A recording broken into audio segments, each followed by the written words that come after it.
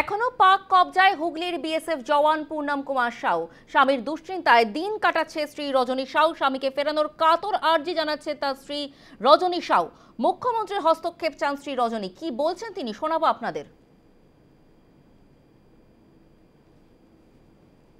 এখন তো দুটো দেশেই আমাদের যুদ্ধ চলছিল, পাকিস্তান ইন্ডিয়া নিয়ে। তো কালকে নিউজ দেখলাম কি ওইটা মানে ইয়ে করা হয়েছে, বন্ধ হয়েছে এখন।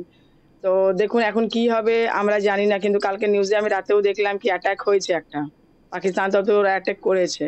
তো এখনো যুদ্ধটা পুরোই থেমে গেছে সেটা তো আমরা শিওর বলতে পারছি না, কখন ওরা কি অ্যাটাক করবে বলার মুশকিল। তো এই সপ্তাহ মধ্যে ফেসে আছে আমার হাজবেন্ড, ঠিক আছে? তো ওনাকে ছাড়ানোর জন্য এনারা কি ব্যবস্থা করছেন সরকার দিয়ে, আমি এটাই নিবেদন করছি।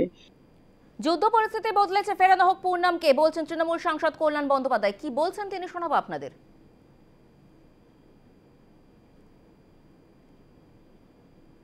কাল সন্ধ্যেবেলা আমি ডিজি বিএসএফ এর সঙ্গে কথা বলেছি, যখন সিজ ফায়ার হয়ে গেছে and both the country's have entered into a one settlement, তো পূর্ণম সাউকে এখন এবার ফেরত নিয়ে আসা হোক।